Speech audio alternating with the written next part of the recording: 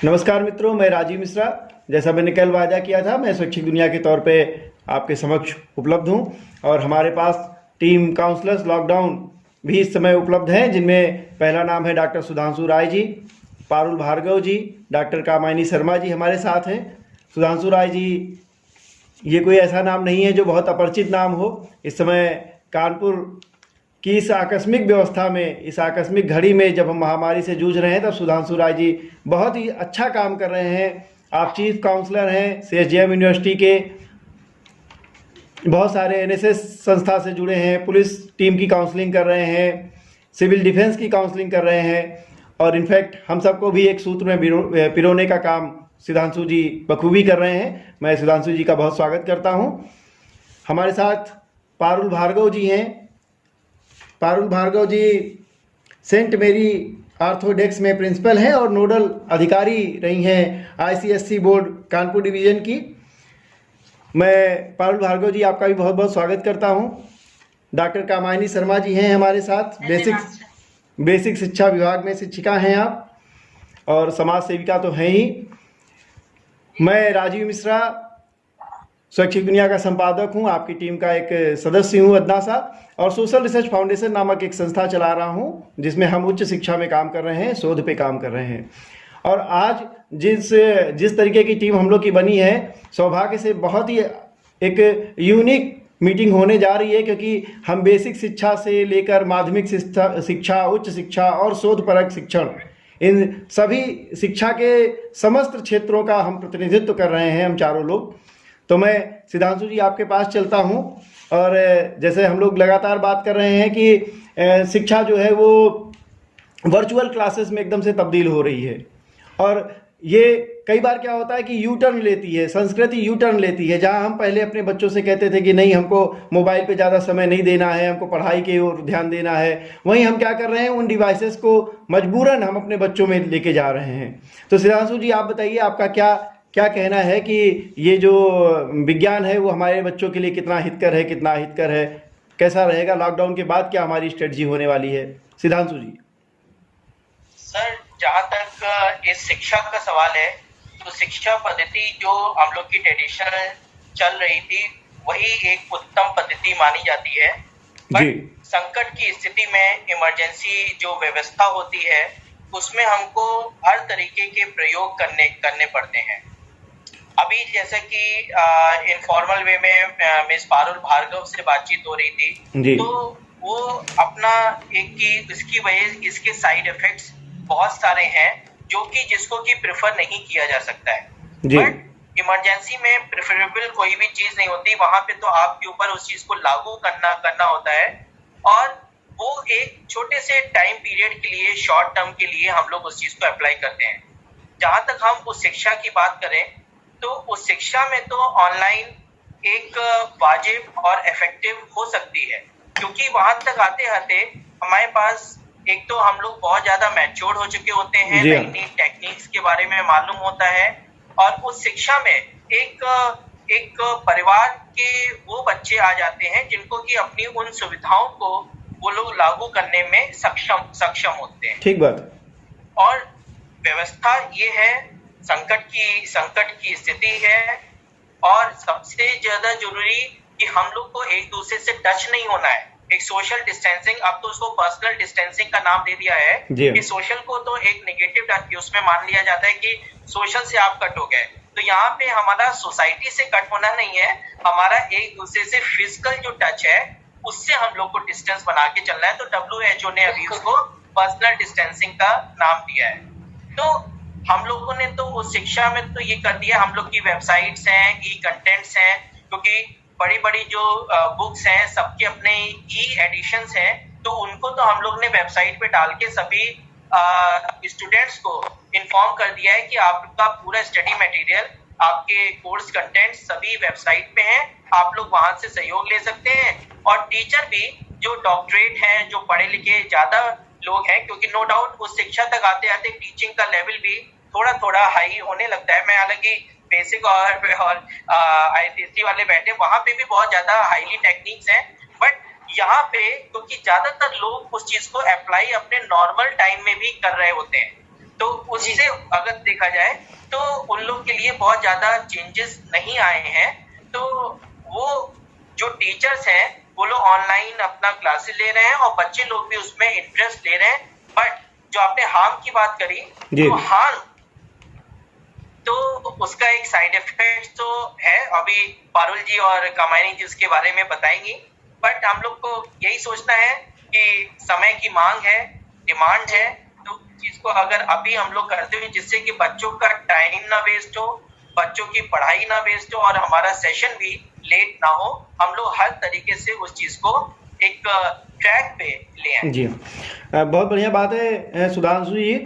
जैसा आपने कहा कि उच्च शिक्षा के लिए कोई बहुत बड़ी बात नहीं है। इग्नू और राजेश टंडन मुक्त विश्वविद्यालय की अगर बात करी जाए, इस तरीके से और जो कोर्सेज हैं जो डिस्टेंस एजुकेशन में चल रहे हैं वो पहले ही ऑनलाइन कोर्सेज के तौर पे चलते रहे हैं। यहाँ तक आते आते बच्चा बहुत मेच्योर हो चुका होता है, इसलिए उसे अपने अच्छे और बुरे दोनों का ख्याल होता है, टेक सेवी हो जाता है। इसलिए इतनी बड़ी कोई बात नहीं है। वहाँ तो खाली हमको जो चिंता करनी है वो ये है कि हम आगे जाके अपनी कक्षाओं को, अपने सिलेबस को रेगुलर कैसे करेंगे, खाली इतनी सी बात है। तो ठीक है, इसके बाद हम लोग सीधे चलते हैं। हम अभी कामायनी जी के पास नहीं जाएंगे क्योंकि कामायनी जी सबसे बड़ा जो इस समय दिक्कत है मुझे जो लग रहा है वो बेसिक में है, इसलिए हम सब तीनों लोगों की बात सुनने के बाद हम कामायनी जी के पास जाएंगे। हम चलते हैं सीधे पारुल भार्गव जी के पास। जैसा मैंने पहले भी बताया था, पारुल भार्गव जी इस समय प्रिंसिपल हैं सेंट मेरी ऑर्थोडॉक्स में। तो पारुल जी, जहां हम जब बच्चा बेसिक से आगे बढ़ रहा होता है तो इस समय बच्चे को अच्छा कंप्यूटर क्लासेस, कंप्यूटर लैब, यहाँ तक जाने की आदत हो चुकी होती है। बच्चे को कंप्यूटर जो शिक्षण है वो उसके सिलेबस में कहीं ना कहीं आ चुका होता है और उसी का फ़ायदा मिल रहा है जब स्कूल कॉलेज बंद हो चुके हैं और बच्चा जो है आराम से पढ़ाई कर रहा है। बस खाली इतनी सी वहाँ पेरेंट्स की दिक्कत है कि जिस बच्चे को वो मोबाइल नहीं छूने देते थे या बिल्कुल कम समय के लिए छूने देते थे, उसको उनको ज़्यादा देना पड़ रहा है। और क्यों? क्योंकि वो 4 घंटे या 6 घंटे या 2 घंटे पहले अपने क्लास टीचर के साथ पढ़ाई करे और उसके बाद फिर होमवर्क करने के लिए भी बच्चा मोबाइल पे जाए। और अब वो बच्चा जो पहले खेलने जा पा रहा था वो खेल भी नहीं रहा है, तो फिर से खेलने के लिए भी वो मोबाइल पे डिपेंड हो रहा है। तो इसलिए मेरे ख्याल से उसका एक बहुतायत समय मोबाइल पे जा रहा है और बच्चा है तो उसको मना करना या उसको हटाना ये बिल्कुल संभव नहीं है। एक बात और कि इतना जब हमको लगता है कि 2 महीने का समय बीत चुका होगा और आगे की स्थिति हमको पता नहीं है। अमेरिका में तो ऐसा हो जा रहा है कि उन्होंने 1 साल के लिए भी शायद स्कूल कॉलेज बंद करने का निर्णय लेके रखा हुआ है, ऐसा भी सुनने में आ रहा है। तो ये भी एक बात देखनी पड़ेगी कि अपने यहाँ क्या है और ये पद्धति सही है कि नहीं सही है। लेकिन जो 2 महीने में 3 महीने में बच्चे की आदत पड़ जाएगी बिल्कुल मोबाइल की तरफ, मोबाइल छूने की या मोबाइल के साथ काम करने की, तो क्या लगता है हम उसको कैसे धरने पर कैसे लाएंगे, पूरी ज़िंदगी को कैसे करेंगे? पारुल जी। धन्यवाद सर। मैं सबसे पहले आप सब लोगों का अभिनंदन करूंगी और सुधांशु जी जिन्होंने आज हम लोग को एक प्लेटफॉर्म दिया है सबके साथ मिलके काम करने का और अपने विचारों को व्यक्त करने का और दूसरों बच्चों को जो भी हम लोग को डोमेन डिफाइन है उसके अकॉर्डिंग कार्य करने का, उसके लिए मैं उनका आभार व्यक्त करूंगी जी। और जो आपने प्रश्न करा है वो बहुत ही उचित है। आज के दृष्टिकोण को देखते, आज जो माहौल है और उसको देखते हुए जो हमारा दृष्टिकोण है उस विषय पे वो ये है कि हम मानते हैं कि बच्चों के लिए आज के समय में स्क्रीनिंग जो हम लिमिट करना चाहते थे वो पार्ट ऑफ द डे बढ़ गया है जी। लेकिन स्कूल आवर्स में भी चूंकि हमारे स्मार्ट क्लासेस मोर ओवर हम लोग उस तरफ जा रहे थे, हम लोग अपनी एजुकेशन को डिजिटलाइज कर रहे थे। कुछ स्कूल ऑलरेडी कर चुके हैं, कुछ कर रहे थे, इस प्रोसेस में थे और कुछ आगे करने वाले थे। तो जो स्कूल जैसे कि हमारा स्कूल है Saint Mary's Orthodox school, already पिछले कई सालों से इस डिजिटल क्लासरूम को बच्चों को फैसिलिटेट कर रहा था। तो बच्चों के लिए मोर ओवर इतना कोई नया स्पेक्ट्रम नहीं है जी। लेकिन जो टाइम स्लॉट वाली बात है जो कि एक मेजर फैक्टर है इस समय, उसको मैं बस यही कहना चाहूंगी कि जो हमारे एजुकेशनिस्ट हैं, जो टीचर जो कि अब एक फैसिलिटेटर ज्यादा है इस समय, आज के समय को आज देखते हुए जी, उसको टाइम स्लॉट अपना जो है मिनिमम रखना चाहिए और एक्टिविटीज भी ऐसी बच्चों के लिए प्लान करनी चाहिए जिसमें बच्चे को आप डायरेक्शंस दें, ऑनलाइन रह के दें या वर्चुअल क्लास के थ्रू दें। वर्चुअल क्लास का मतलब ये है कि आपने अपनी रिकॉर्डिंग कर ली, वॉइस ओवर की रिकॉर्डिंग कर ली या वीडियो बना के उसको आपने, अगर क्लासेस व्हाट्सएप के थ्रू हो रही हैं तो वहां पे आपने उसको पोस्ट कर दिया और वो एट ईजल जब पेरेंट और बच्चे के लिए कन्वीनियंट है तो वो उसको एक्सेस कर ले। और हैंड्स ऑन लर्निंग मतलब कि आपने कार्य उनको बता दिया है और उनको वो घर में जो भी अवेलेबल चीजें हैं उसके थ्रू वो करवाएं। तो मोर ओवर क्या हो रहा है इससे कि ये स्क्रीनिंग इतनी ज्यादा नहीं हो रही है। नहीं, बहुत अच्छी बात निकल के आई है पारुल जी। दो बातें बहुत अच्छी निकल के आई कि एक तो हम रेगुलर क्लास अगर हम चाहते हैं तो हम यूट्यूब के थ्रू, क्योंकि उच्च शिक्षा में ऐसा भी होता है कि आपने अपना लेक्चर दे दिया और बच्चे जब भी चाहेंगे उसको ज्वाइन कर लेंगे और अपना नीचे कमेंट्स के थ्रू अपने सवाल भी पूछ लेंगे और मतलब इससे ये नहीं होगा कि उनको 4 घंटे रेगुलर बैठना है। पेरेंट्स मीटिंग के लिए ये एक बहुत बढ़िया सुविधा है कि अगर पेरेंट मीटिंग ऐसी कर दी जाए तो मुझे लगता है पेरेंट तो बहुत खुश हो जाएंगे कि भाई अभी हमको जो है वो रेगुलरली इस तरीके से नहीं करना है। ये बहुत अच्छी बात है। अब चलते हैं डॉक्टर कामायनी शर्मा जी के पास। दिक्कत हमने जैसे पहले भी कहा था कि दिक्कत आ रही है बेसिक में, लेकिन हमें लगता है कि जो छोटा बच्चा है, कक्षा 8 से नीचे वाला जो बच्चा है, प्राइमरी स्कूलिंग का बच्चा है, एक तो वो मोबाइल पे गेम तो खेलना अलग बात है, लेकिन रेगुलर क्लासेस अटेंड करना ये बड़ी दिक्कत वाली बात हो सकती होगी। दूसरी दिक्कत वाली बात हो सकती होगी कि वहाँ पे कुछ ऐसे भी तबके हैं जिनके पास अभी एंड्रॉयड फ़ोन नहीं है, संभव नहीं है एंड्रॉयड फ़ोन। तो कैसे बेसिक शिक्षा विभाग जो है इस विषय से, इस समस्या से ग्रसित है, कैसे वो करेगा, कैसे प्लान कर रहा है? कामायनी जी, मैं चाहता हूँ एक विस्तृत विचार दृष्टि इस पर रखिए। कामायनी जी। जी, पहले तो आप सभी का बहुत बहुत धन्यवाद। हम बेसिक शिक्षा से हैं जहाँ पर छोटे बच्चे आते हैं जिनकी एज ग्रुप होता है 12 साल तक का। तो वैसे भी जो छोटे बच्चे होते हैं सभी जानते हैं, उनको हम कहते हैं चिकनी मिट्टी के तरीके से होते हैं जिनको हमें संवारना होता है। तो मुझे तो ये लगता है कि बल्कि ये जो समय है वो एक अवसर की तरह से है। जैसे हम लोग पढ़ चले हैं कि हमें केवल पैसा कमाने की मशीन जिस तरह से बनाया जा रहा है आजकल, तो वो चीज सामने आ रही है कि हमें ये देखना है कि हमारी मूलभूत आवश्यकताएं आखिर हैं क्या।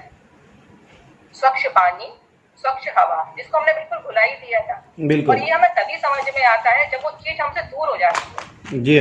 तो ये चीज भी समझने की है कि हम ये भी देख रहे हैं कि हाँ, जो घनघोटू वातावरण था वो भी थोड़ा सही हो गया है और बच्चे खुलकर सांस ले रहे हैं। मुझे बड़ा अफसोस लगता था कि छोटे छोटे बच्चे मास्क लगाकर घूमते थे।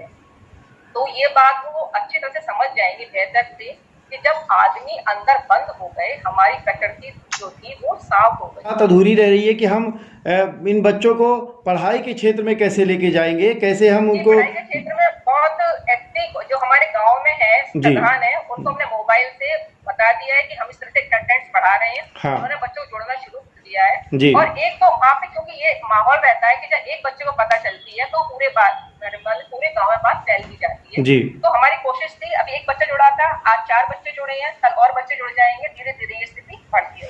तो क्या ये उन प्रधान जी को कहीं जिम्मेदारी दी गई है कि जिन बच्चों के पास मोबाइल नहीं है, कि गांव में बहुत सारे ऐसे परिवार होंगे जिनके पास एंड्रॉइड नहीं है, वो बता सकते हैं, वो कन्वे कर सकते हैं अपना मैसेज। वो बात की थी, उन्होंने कहा था कि हम बाकी बच्चों को ये काम बता देंगे। तो क्या बेसिक शिक्षा में ऑनलाइन क्लासेस चल रही हैं? हाँ जी, चल रही हैं। आप लोग फोन से बात कर लेते हैं, मतलब बच्चों के पास मोबाइल तो होता है लेकिन उनके पास एंड्रॉइड नहीं है। एंड्रॉइड तो नहीं, वो मोबाइल के थ्रू भी हम बात करके उनको बात समझा देते हैं जी।